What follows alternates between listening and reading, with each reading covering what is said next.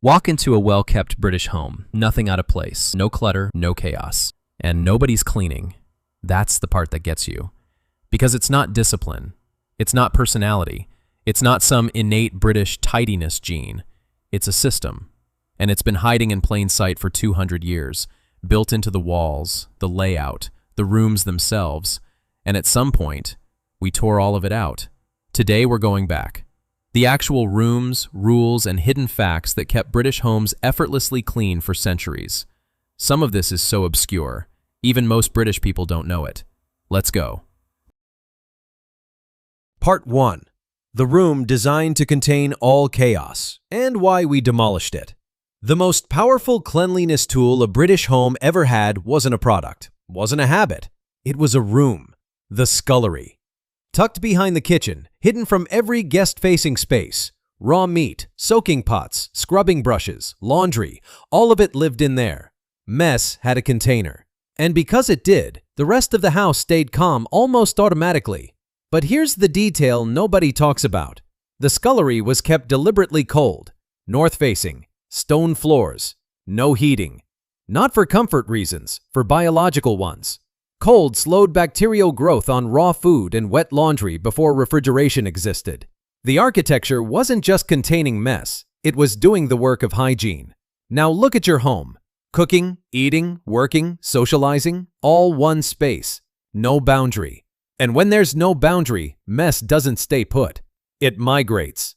Here's the twist. Ultra-luxury homes are quietly bringing back a second hidden dirty kitchen where actual cooking happens, keeping the main kitchen display ready. They're calling it an innovation. It's not. It's a scullery. Victorian working families figured this out 150 years ago. Cleanliness isn't about effort. It's about where you allow mess to live. Part 2. The storage system so precise, food never got forgotten. Open your fridge right now. Something's been pushed to the back. Something expired last week. Something bought for one recipe, never touched again. British homes didn't have this problem. Not because of willpower, because nothing shared a space it didn't belong in. Dry goods had a pantry. Beverages had a buttery. Cold meats and dairy had a dry larder. Raw meat and fish had a separate wet larder, kept several degrees cooler. Vegetables had a root cellar, dark, humid, specific. Every item had an address. But here's where it gets wild. Some homes had a salting room, a dedicated space just for curing and smoking meat. And certain estates had a still room, run by a senior female servant, producing medicines, preserves, perfumes, and cordials. An in-home pharmacy. The mistress held the key personally. This wasn't luxury, this was logic. When everything has its own space, nothing disappears. Nothing expires quietly in a corner. Part 3. The ceiling-mounted laundry system and the psychology behind it. Look around your room right now. Chairs holding clothes, floors disappearing under stuff. Every flat surface slowly getting buried. Now look up. Empty, wasted, completely ignored. Northern British homes solved this with one thing, the Sheila maid. A wooden rack, a pulley, mounted to the ceiling. Clothes go up, out of the way, drying in the warm air that naturally rises. No machines, no floor space, no visual mess. But here's what nobody tells you. It wasn't invented for tidiness. Coal fires in industrial northern England produced soot that settled on everything. Laundry left on the floor? Filthy within hours. So they raised it above the contamination layer. The clean home was a side effect of an air quality problem. And the psychology behind it?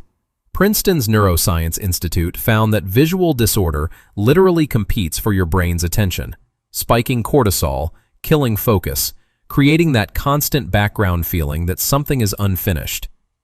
The Sheila maid didn't tidy the laundry. It removed it from your brain entirely. Part 4. The threshold rule. Where does mess actually begin?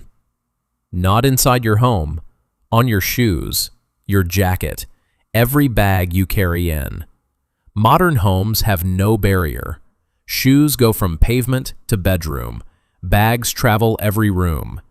Outside walks straight in, and inside never recovers. Old British homes had one rule: outside stops at the door. Boot room. Coat hooks before the living space. Separate entrance for deliveries. Outside had a landing zone, and it stayed there. Now here's the fact nobody mentions. Scrubbing the doorstep white wasn't aesthetic. It was a public report card. Neighbors read it from the street. White step, ordered home. Gray step, chaos within. An entire culture of household accountability enforced without a single conversation. Your doorstep was telling the street everything. Part 5. The Parlor. There was a room nobody used. Not for work, not laundry, not daily life. It just existed. Calm, ordered, always ready. Here's what stops people. Ordinary Victorian working-class families kept this room used fewer than a dozen times a year. Scrubbed, arranged, preserved. Not for guests, for themselves. Sociologists found its real function wasn't display, it was psychological restoration. One ordered space to step into when everything else felt like chaos. Researchers now call it restorative environment theory, the proven neurological effect of one completely controlled space during stress. Not a luxury, a mental tool. Modern homes killed it entirely. Every room does everything. Bedroom is an office. Sofa is a workspace. Dining table is a desk. Nothing has an identity. And research shows multi-use rooms permanently raise baseline stress because your brain never fully shifts mode inside them. One room, one purpose, fixes it. Part 6. Why nothing stayed that had stopped moving.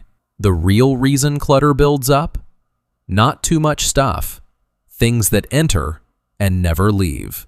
In traditional British homes, everything had a next destination. Scraps became broths, clothes got repaired, handed down, cut into rags, then burned as fuel. Paper kept for firelighting. Nothing sat in permanent, maybe later. Here's the fact most people never heard. Both world wars triggered mass government campaigns around exactly this. Not just food rationing. Make do and mend. Paper salvage. Official guidance on keeping objects moving. The Ministry of Information produced over 1,000 short films, retraining the entire national culture around household flow. That mindset never fully left. Modern homes broke the cycle. Things arrive faster than decisions. New buries old. Drawers become graveyards of delayed choices.